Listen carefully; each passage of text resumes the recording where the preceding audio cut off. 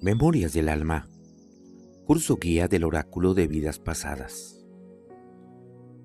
Dimensión de roles y arquetipos. Las vocaciones que el alma no olvida.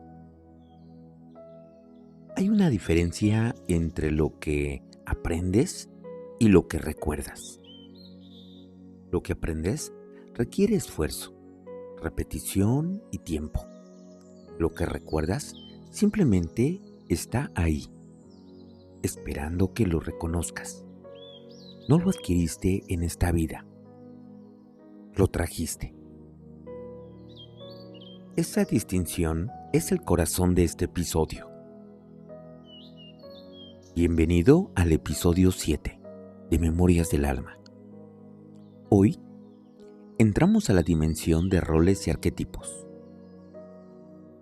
Las 8 cartas que hablan no de lo que el alma sufrió ni de las personas con quienes se vinculó, sino de lo que el alma fue. Las identidades que ejerció, los roles que dominó, las vocaciones que practicó durante siglos hasta que quedaron grabadas tan profundo que en esta vida aparecen como instinto. Las cartas de esta dimensión son ángeles, caballería, curandero o curandera, escriba o escritor, figuras de autoridad, galáctico, monje o monja y sumo sacerdote o sacerdotisa. 8 cartas, 8 formas que el alma tomó, 8 formas que el alma en parte todavía es. Una historia antes de empezar.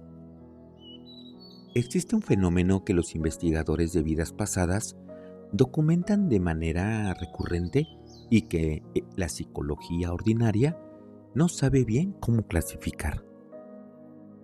Se llama memoria procedimental transgeneracional, aunque ese nombre técnico oscurece lo que es en realidad algo muy sencillo.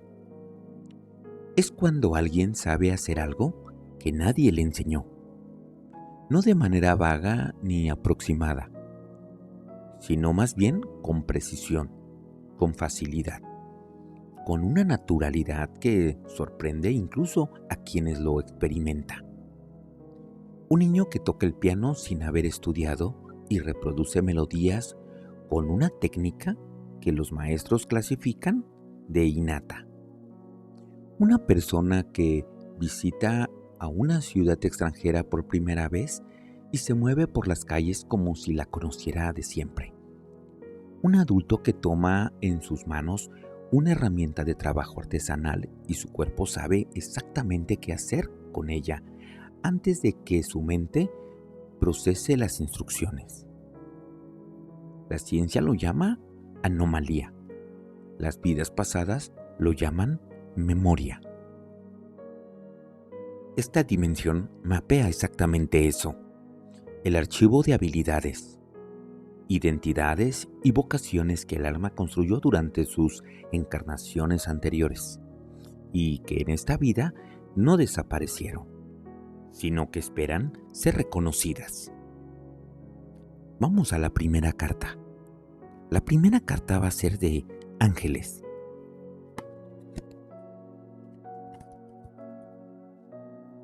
Esta carta es la más singular del mazo y merece que nos detengamos en ella con cuidado. No habla de haber visto ángeles ni de tener devoción hacia ellos.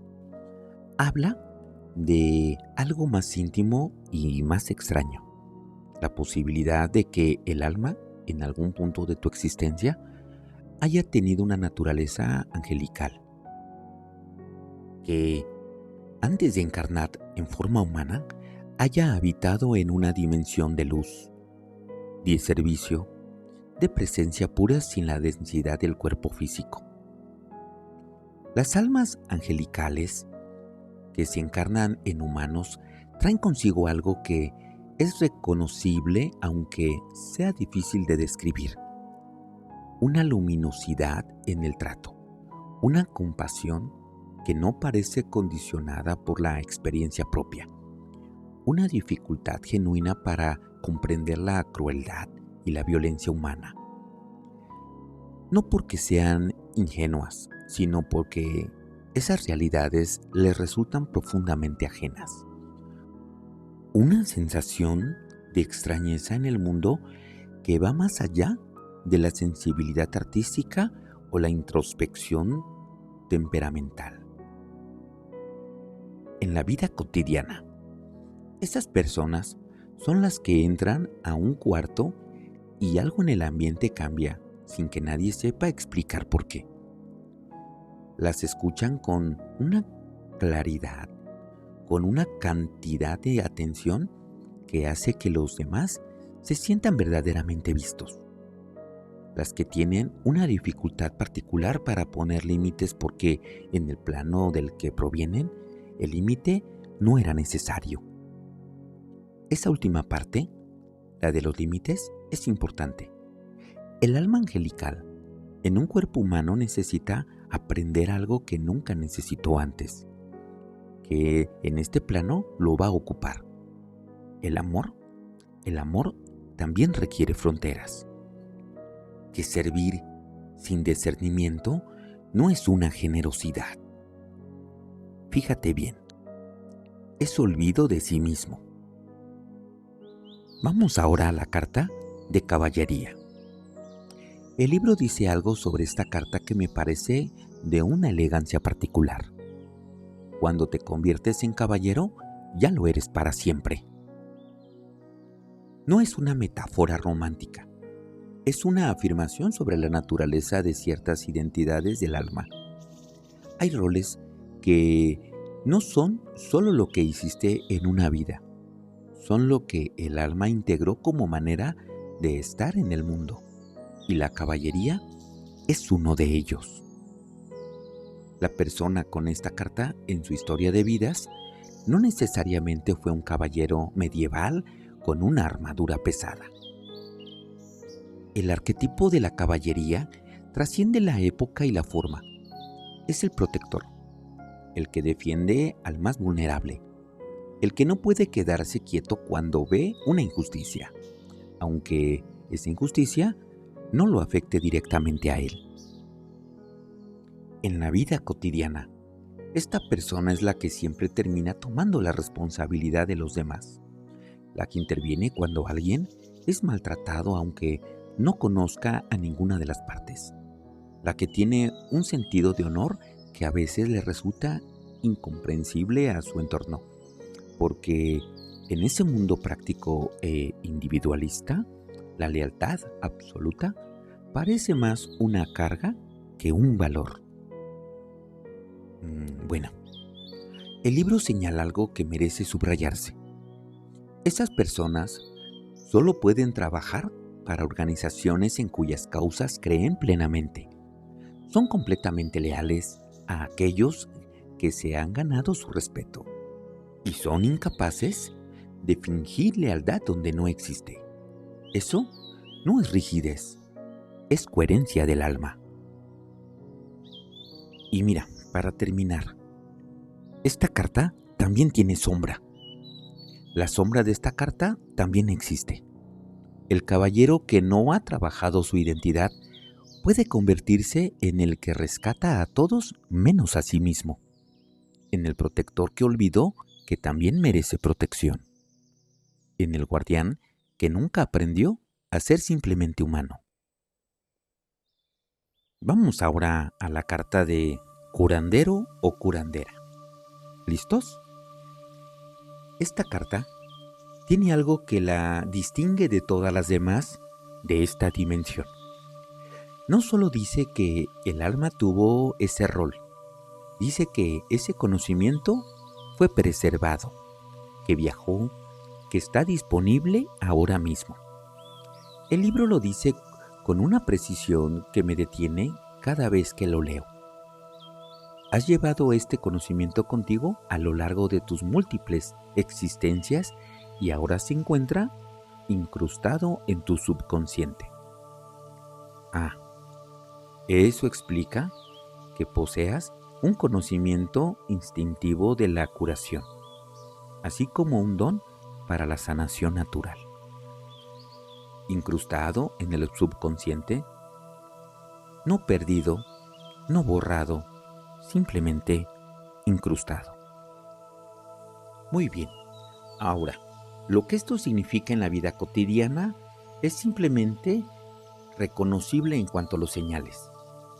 Es la persona que cuando alguien llega herido, sea física o emocionalmente, sabe exactamente qué hacer sin que nadie le haya enseñado un protocolo. Es quien tiene un instinto para los remedios naturales, para el poder de las plantas o para los ritmos del cuerpo. Es esa persona quien siente las enfermedades de los demás en su cuerpo antes de que esas personas lo verbalicen. Pero hay algo más sutil que el libro también señala, y es lo que suele no mencionarse. Esta carta frecuentemente aparece junto con memorias de persecución. El curandero de tiempos pasados no siempre fue reconocido. Sí, así fue. Muchas veces fue temido. Muchas veces pagó un precio muy alto por ese don.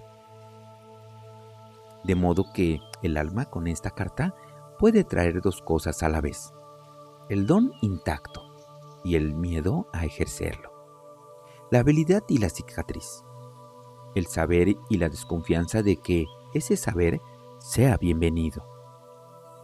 Cuando esa persona encuentra el entorno correcto para sanar, cuando el mundo actúa, la reconoce y la recibe en lugar de perseguirla, algo en ella se asienta de una manera que no puede describir bien con palabras, como si finalmente estuviera haciendo lo que vino a hacer en esta vida, sin tener que esconderlo. Vamos a la carta de escriba o escritor. Esta carta me hace pensar en algo que quizás reconoces en ti mismo. ¿Alguna vez tuviste la sensación al escribir de que no estabas creando sino transcribiendo? De que las palabras llegaban de algún lugar que no podías ubicar con precisión, de que el texto sabía a dónde ir antes de que tu mente consciente lo decidiera. El libro lo dice: el alma que fue escriba o escritor en vidas pasadas posee la mentalidad natural de quien es capaz de plasmar los pensamientos a través de la palabra escrita. No es un talento adquirido, es una memoria de la mano y de la mente trabajando juntas, en ese acto específico de capturar el mundo con símbolos. Los escribas de la antigüedad eran figuras de un peso que hoy es difícil de imaginar. En civilizaciones donde la escritura era monopolio de pocos, el escriba era el custodio de la memoria colectiva. Era quien decidía qué quedaba registrado y qué se perdía. Era el eslabón entre el presente y el futuro. Esa responsabilidad dejó una huella. Las personas con esta carta suelen tener una relación particular con las palabras. Las sienten pesadas, sagradas a su manera. Tienen dificultad para escribir algo sin que sea verdadero. Tienen un disgusto genuino ante el lenguaje vacío, el eufemismo, la retórica que encubre más de lo que revela. Y tienen algo más que este libro señala con una confianza que vale la pena sostener. La disciplina para sentarse a escribir ya está en el alma. No hay que crearla, hay que recordarla. Vámonos ahora a la carta de figura de autoridad. Esta carta opera en dos direcciones, y entender ambas es esencial para leerla con precisión. La primera dirección es la del alma que fue figura de autoridad, que ocupó posiciones de poder y responsabilidad en vidas pasadas, que tomó decisiones que afectaban a muchos, que lideró, gobernó, legisló, juzgó. Esa alma trae en esta vida un sentido natural de liderazgo que no necesita ser aprendido, una capacidad para la visión de largo alcance, una comodidad con la responsabilidad que en otros encuentran agobiante, pero también puede traer la fatiga de haber cargado ese peso durante siglos, una parte de ella que simplemente quiere descansar de ser responsable de todos. La segunda dirección, y el libro se enfoca más en esta dirección, es la del alma que tuvo experiencias difíciles con figuras de autoridad, que fue controlada, sometida, intimidada por quienes tenían el poder sobre de ellas, que aprendió que quien manda puede lastimar impunemente. Esa alma trae en esta vida una relación compleja con la autoridad. Puede manifestarse como una dificultad para seguir reglas aunque sean razonables, como una rebeldía reflexiva ante cualquier estructura jerárquica, o, en el polo opuesto, como una tendencia a someterse sin cuestionar a quienes tienen poder, porque en algún lugar profundo del alma aprendió que resistirse era más peligroso que obedecer. Bueno, el libro señala el riesgo más específico. El alma que teme la autoridad puede desarrollar lo que llaman una fobia a los conflictos, donde renuncia a satisfacer sus propias necesidades, con el único fin de evitar disputas. Eso no es paz, es silencio comprado a precio muy alto. Vámonos a la carta disruptiva, galáctico. Llegamos a la carta más expansiva del mazo y la que más requiere que el oyente suspenda sus categorías habituales antes de escuchar. ¿Estamos listos? Esta carta habla de vidas que no transcurrieron en la Tierra, no en épocas históricas diferentes, en dimensiones de existencias diferentes.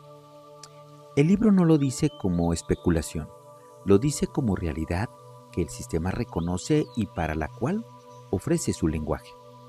El alma que extrae esta carta ha tenido experiencias en otras esferas de existencias antes de encarnar en forma humana en este planeta. ¿Cómo se reconoce esa memoria en la vida cotidiana? Con una señal muy específica y muy constante: la sensación de no pertenecer del todo aquí, no la sensación de estar incomprendido, que es más común y tiene raíces más ordinarias. La tarea específica del alma galáctica en esta vida es la de integración. Aprender a amar este plano con todas sus limitaciones, sin perder la perspectiva de lo que vino a hacer aquí. Traer lo que sabe, sin desdén por lo que encuentra. Vámonos ahora por la carta de monje o monja. Esta carta toca algo que en la vida contemporánea tiene un nombre nuevo pero un origen muy antiguo: la necesidad de recogimiento.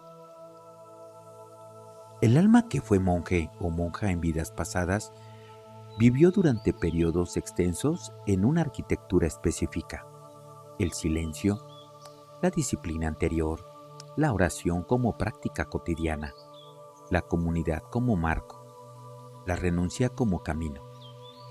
Ese ritmo se graba y en una vida posterior, aunque no haya convento ni monasterio, el alma lo tiene que buscar. Se manifiesta como la necesidad de tener tiempo a solas que no es negociable, como una incomodidad genuina en entornos demasiado ruidosos o socialmente demandantes, como una relación con la espiritualidad que es íntima y personal antes de ser comunitaria o institucional. El libro lo señala con honestidad. Es probable que otros se refieran a estas personas como un monje, que perciban en ellas algo que no termina de ser del todo mundano. no como crítica, como reconocimiento a una textura específica que esa presencia tiene. La sombra de esta carta, que también existe, es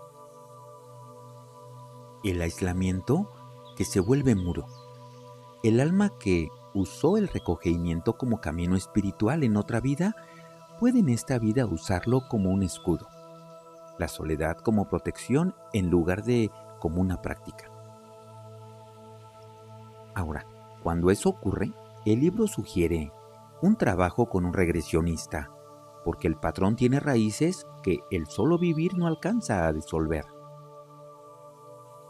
Bueno, vamos ahora a la carta de sumo sacerdote o sacerdotisa. Dejé esta carta para el final porque es la que más pesa, no en términos de dificultad, sino de responsabilidad. El sumo sacerdote o sacerdotisa no era solo quien realizaba rituales, era intermediario entre el plano humano y el plano divino. Era quien cargaba la responsabilidad espiritual de toda una comunidad, quien interpretaba los signos, guiaba las ceremonias, sostenía el contacto con lo sagrado para que otros pudieran vivir sin necesitar ese contacto directo. Eso es una forma de servicio que pocas cosas igualan en intensidad.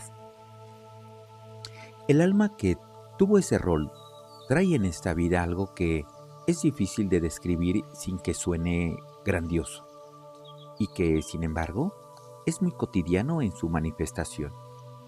Una autoridad espiritual natural que otros reconocen antes de que la persona la haya declarado.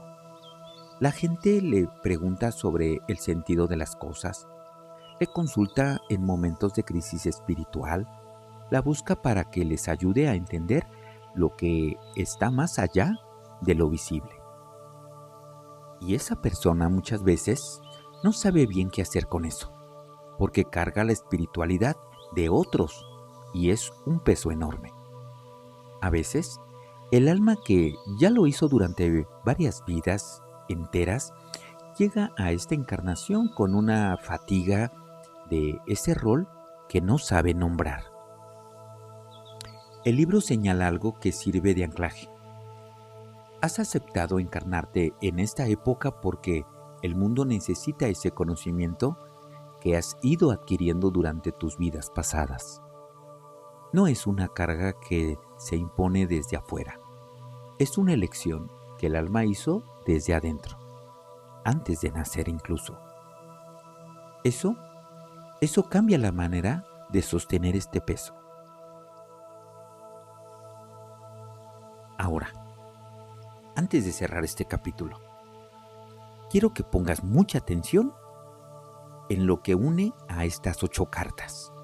Es magnífico, porque todas las cartas de esta dimensión comparten una misma lógica profunda, y es importante que lo entiendas antes de cerrar este episodio.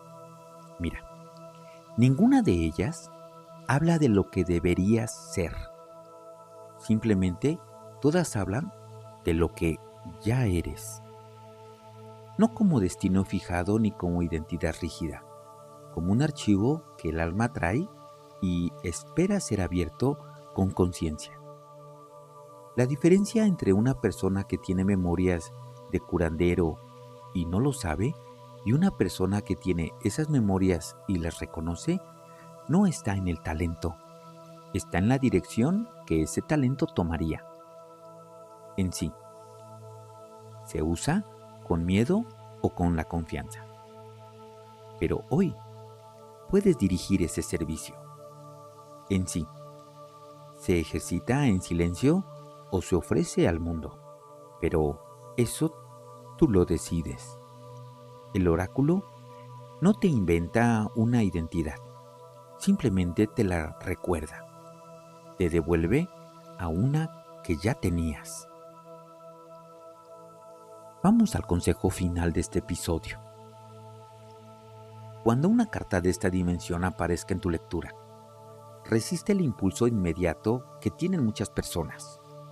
Decir que es demasiado, que exagera, que no puede ser tan profundo. Ese impulso de minimizar es exactamente la señal de que la carta tocó algo real. Las verdades que más nos pertenecen son con frecuencia las que más nos cuesta reclamar. Quédate con la carta, léela lento y hazte esta pregunta sin prisa.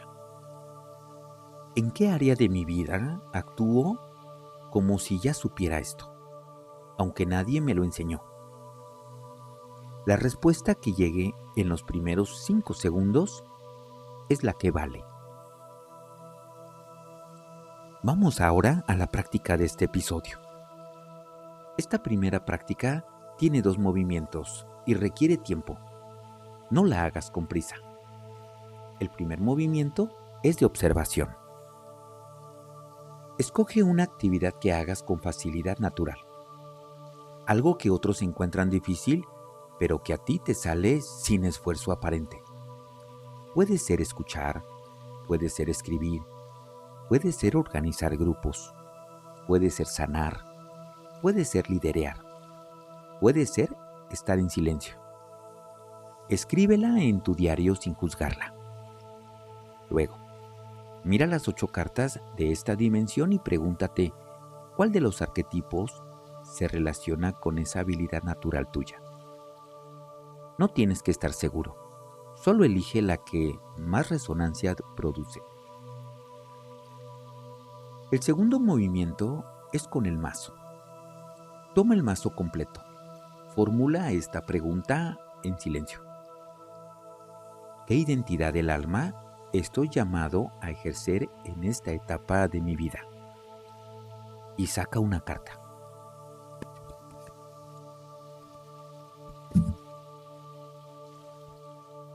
Bien, yo ya saqué mis cartas. Y pasó algo muy especial. Mientras yo barajeaba mis cartas, una brotó. Esa la dejamos al final y saqué la siguiente carta. La interpreto y la otra carta viene a reforzarla. Si la carta que sale pertenece a esta dimensión, tómalo como una confirmación directa. Si pertenece a otra dimensión, tómalo como una información adicional. El sistema te está mostrando que el trabajo necesario antes de ejercer este rol tiene que ver con algo diferente. Ya para finalizar, escribe en tu diario la relación entre la habilidad que identificaste, la carta que elegiste por resonancia y la carta que el mazo te mostró. No expliques esa relación, solo descríbela. Las explicaciones pueden esperar. La descripción honesta es el primer paso. En el próximo episodio, cruzamos el Atlántico y el tiempo. Entramos a la dimensión histórica y geográfica, las civilizaciones que tu alma habitó, los territorios que reconoce como suyos y lo que esas memorias culturales siguen haciendo en tu vida hoy. Hasta la próxima. Cuídate mucho. Con cariño.